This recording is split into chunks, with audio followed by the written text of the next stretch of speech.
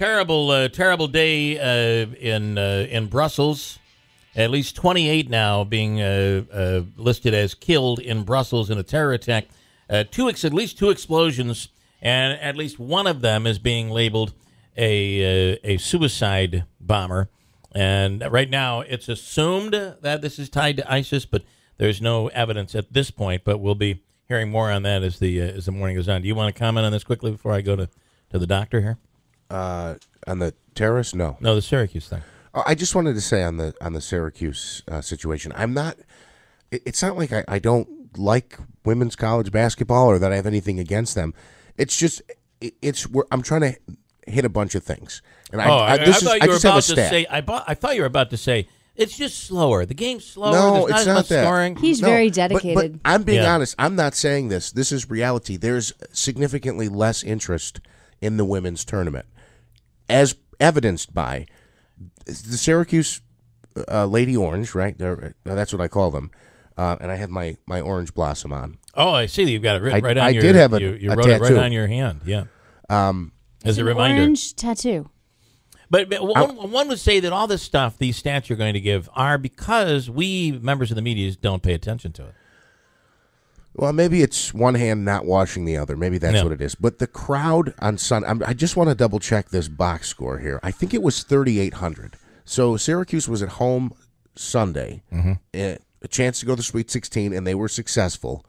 And the crowd was 3,800 people. If that had been the men's team, it would have been 48,000 people, or close to it. So I don't mean anything. I know they get on my case about this. That don't do the scores. It's ultimately not anymore. Not anymore. We are covering it. So that's for Kelly. Jeff has done it so much that he's actually gone out and bought Syracuse Orange women's gear. Mm-hmm. Yeah. He has a tattoo. Listen, it is really cool though. Friday, the women and the men will be playing to go into the Elite Eight, and I will be cheering for both. I'll only be watching one, but I will be cheering for both. Okay. Dr. Levine is on right now from the Mohawk Valley Health System Sleep Disorder Center over at St. Elizabeth's Hospital. And good morning, Doc. Thanks for coming on. Good morning. You're welcome. I'm going to be sleeping at your place on Wednesday night. You sure will. Our motto here is "Come sleep with Steve." But you won't be spending the night with me. You'll actually be spending the night with one of our highly trained staff. All right. And they'll be observing your sleep and see what you demonstrate. So you can take a nap, actually, during this interview, because we want to know, Steve, if you can be bribed. So we want to know if you'll share the video with us of Keeler sleeping. I've already asked Doc if we could do that. I'm okay with whatever. We'll try to make that arrangement for you, yeah.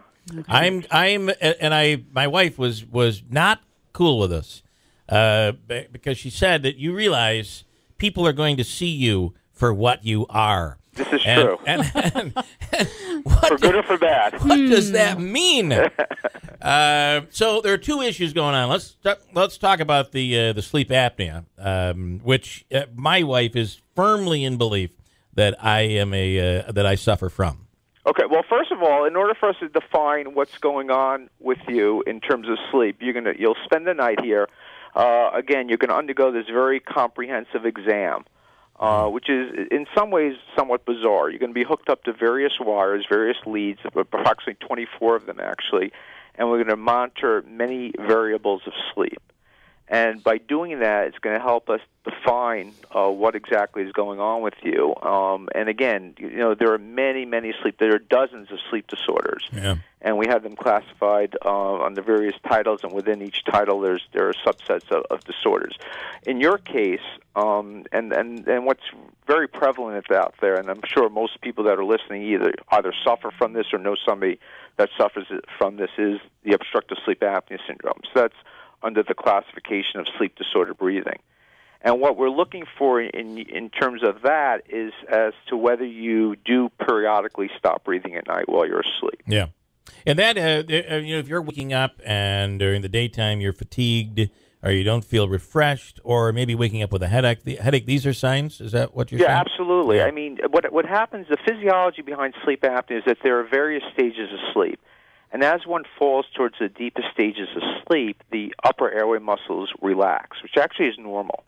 However, in people with sleep apnea, the areas relax at a point where they actually close, and you have what's called an apneic event. It means you stop breathing. Yeah. Because the body would prefer to breathe rather than sleep. Every time you fall to this deeper stage of sleep and stop breathing, your body will arouse itself to start breathing again. So people with sleep apnea have these multiple arousals and result in a very disruptive sleep.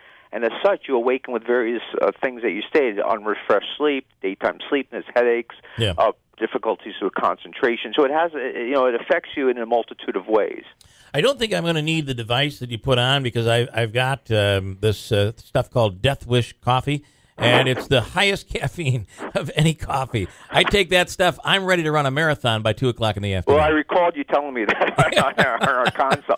Well, the bottom line is what your Death Wish coffee is really just masking the effects of sleep apnea. Yeah. I mean, what you want to do is get to the bottom, the root cause of it, so you don't require that type of caffeine to keep you functional. Because you have to understand, it's the manifestations of sleep apnea are not just fatigue and sleepiness, but it has a major impact on your general health in terms of hypertension, stroke, dementia, diabetes, cardiac arrhythmias. So it has a multitude of negative issues in terms of your health. So before we were diagnosing sleep apnea, this just made for people to ultimately, in some cases, die earlier than they should have. Absolutely. There's an increased morbidity and mortality associated with untreated sleep apnea. But now that we've identified it and now that we can diagnose and then effectively treat it, many of the comorbidities associated with sleep apnea have gone down dramatically. Yeah. Can I just ask you a quick question? Sure. Because I think I might suffer from this to some degree as well. Well, come on in. I want to ask you about a sleep aid because I've been feeling under the weather. I ended up taking some NyQuil or a generic version of it last night. I fell asleep very early. I think I got like 10 hours of sleep, and I woke up and I felt, not only did I feel better from the cold, but I felt refreshed. What is your thought on a sleep aid? I know obviously taking NyQuil every night is not a good thing health-wise, but are there things that help you get to that next level of sleep? Well, again, it depends on what the underlying problem is. In other words, if your problem is a sleep apnea syndrome, taking NyQuil would not be necessarily the remedy. If your problem, for instance, is having a difficult time sleeping, and you take the equivalent of a NyQuil, which basically is an antihistamine. So what NyQuil is doing is the side effect of the antihistamine is sleepiness, and it's allowing you to sleep. So you first have to define the underlying problem before you can prescribe the remedy. So again, as I said, there's dozens and dozens and dozens of sleep disorders. So you can't, one size doesn't fit all. You first have to define it and then treat that particular pathology. Okay. It is, part of my, I did this, 2 decades ago. I decided that I could be far more efficient, far more productive if I eliminated 2 hours of sleep every day. And you multiply that by 365 days out of the year, I'm gaining months here. You're probably losing it, too. Yeah. Well, I guess by that definition you are. Again, sleep is critical to our existence. Yeah. It's been very debatable over the years. Every year there's another study that defines the appropriate amount of sleep that we need for optimal health.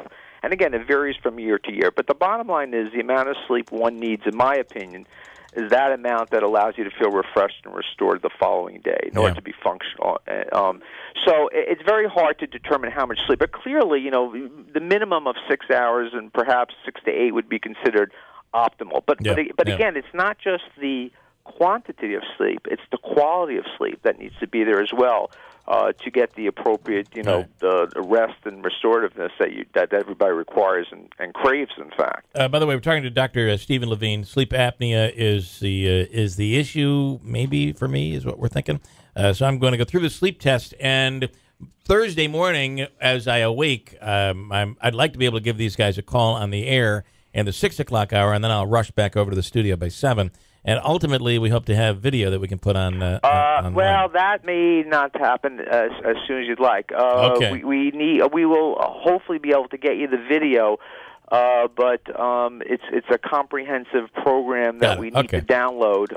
But we'll do the best we can. But I don't think it's going to be available the morning of your awakening. By 6 a.m. will I be able to? Can I scoot out earlier? You think is that possible? By 6 a.m. can I be ready to talk to these guys on the Are air. you asking for time off? I'd like time off. I'd like to be able to get to work by 6 is what I'd really like to do. Well, listen, let's do it the way we normally do it. Okay. I know you're a big shot, but the bottom line is let's do the study the way we have to, so we'll get the adequate data. Bottom line is you're going to come in if you want to understand what to expect. You're going to come in at approximately 7:30. One of our technicians is going to spend approximately an hour with you, hooking you up to the various leads. We're going to put you to sleep. You'll go to sleep at whatever time you feel comfortable sleeping. And we're basically going to monitor all these various parameters of sleep. In addition, we're going to video you, which is something that you're interested in order to observe any bizarre behaviors that you might demonstrate that may be associated with sleep. Yeah, well, we've talked about that. So, yeah, and he's not so much of a big shot. We just don't have a show if he's not here. So. Oh, okay. But sorry. But honestly, if you're up, at 6, then you should be able to be out of here by 6. But generally, the patients come in at around 7:30 and they leave by 7. One of my children, I'll be up at 4, just so you know. Okay. One of my children had said that this is actually an issue that's being discussed in the school districts now, and they're telling the children whatever time you go to bed or whatever time you wake up in the morning, the equivalent of that in the PM is the time that you should go to bed. So if you wake up at 7 a.m., you should go to bed at 7 p.m. That's 12 hours. I don't know that would... Yeah. Well, that I think is a little excessive. No, true, but you have to understand that the requirement for sleep duration varies with age. Adolescents and younger children need more sleep time than people as they get older.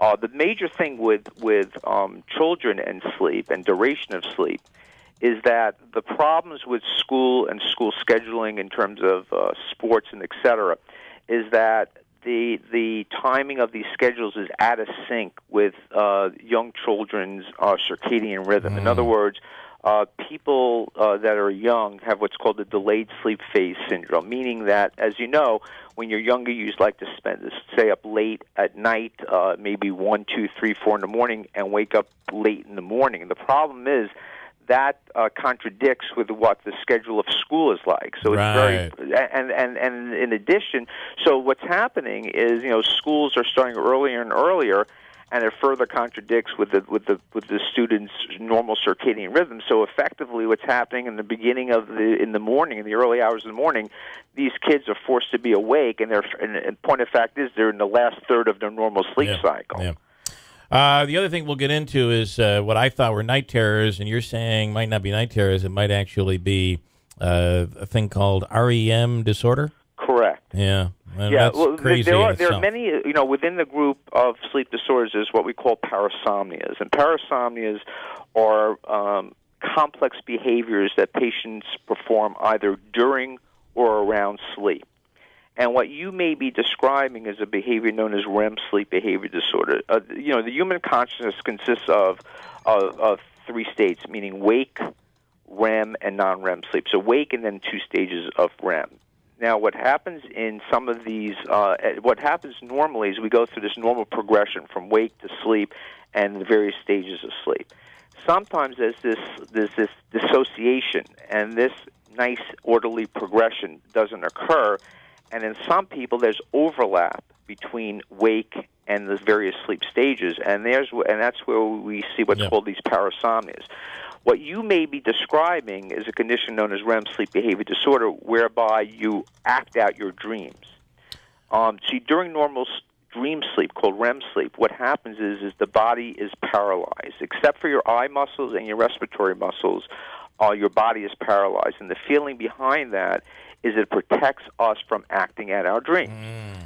In some patients, perhaps you, that mechanism is defunct, and you do in fact act out your dreams. And the problem with that is that you're at risk, and so is your bed partner at risk for injury, because you may feel as if you're being attacked by a bear or something. Well, it's usually a car that is burning, and I'm pulling my wife most times out of the burning car.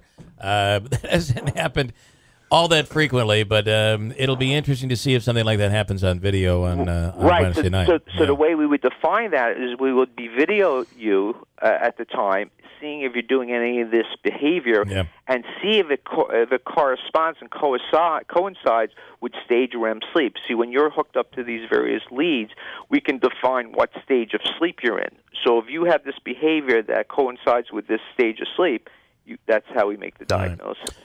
We will talk to you tomorrow night, and hopefully we can talk to you again on Thursday morning. I'll have Andrew arrange that.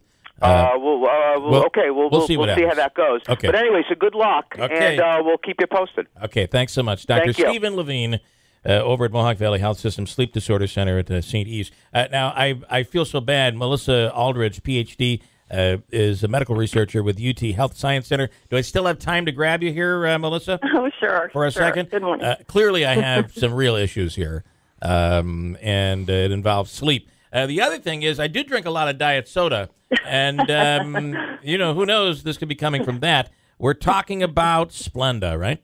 Mm-hmm. Well, sucralose. We call it the generic name, sucralose. And we're finding now that all of a sudden this might be linked to cancer? Well, I'd say if you ask me, does it cause cancer, I think the three-word answer is probably not, but. Right. A group in Italy just published a study, and they published one a few years ago, too, claiming that Splenda is causing leukemias in mice. I have found that the study looks a little bit flawed in that some of their mice that didn't get Splenda also got leukemias. But there are a number of studies that have been published that are very good studies, and they do show that sucralose tends to change the gut microbiota, which you may have been reading about. We know that mix of trillions of bacteria in our gut is very important for health. We aren't really sure if it's a chicken or an egg issue yet, but we know that healthy people have a different mix of those bugs in their gut than people, say, with cancer or people who are fighting obesity. Right. What kind of dosage did they give these mice, by the way? Big doses, and they found the effects at really, really high doses. Sometimes they give them, 4 times the recommended amount, which is a lot more than most people would take in. Would that equate to like 10 sodas, 5 sodas? What do you think? I'd say like 10. Wow. Yeah. So that's excessive. And there are other concerns too that it's going to end up. It doesn't really degrade mostly in the gut, so it passes through and ends up in water systems. And so there are people who are looking at the effect on the little fishes, and so far the levels at which they detect the sucralose, there is no effect. It's very, very low levels at this point, but there's concern that it might. One last quickie, and that would be: are there alternatives? Stevia, is that one that's supposed to be a natural sweetener? What's best? I don't know. I think I'm going to leave that answer to the registered dietitian, who I believe will talk to you a little bit later this morning. There are problems with sugar, of course, as we know, primarily when we eat too much of it, and that includes all the natural, molasses and just normal table, honey and whatever you're consuming. So, all right, and I'm sorry to have made you wait for so long, Dr. Melissa Aldridge. Thanks so much for hanging with us here this morning. Sure, no problem. All right, have a great day. Okay, so from sleep to sugar, and that's I was thinking the same thing. They came out with this headline yesterday because you might be drinking Splenda. What do you think? Yeah, they gave a stinking mouse like 10 or 20 diet sodas. I mean, it would be equated to that. You in order to have the same dosage, you would have to consume 10 diet sodas. Yeah. And here's the thing: I use stevia in my coffee now. I don't use sugar anymore. And the difference between, say, stevia and Splenda is that Splenda is not natural. It's an artificial sweetener. And stevia is supposedly natural. Stevia is from a natural plant. All right. Birthdays here for Tuesday, March 22nd. Randy Sharp in Fulton. Happy birthday, Randy. And Erica Bonomo in Rome celebrating today as well. The cake goes to Randy Sharp. Gets a Florentine Pastry Shop birthday cake from the Florentine on Bleecker Street in downtown Utica. Join the VIP Club and submit your birthday online at WIBX950.com, or you can send in a postcard WIBX birthdays, 9418 River Road, Marcy, 13403. Christine has an update on the news, what's going on in Brussels, the latest on that. And we'll do a free money question of the day coming up. Give you a chance to win $100 in cash from the Hobica Law Firm. Coming up on WIBX.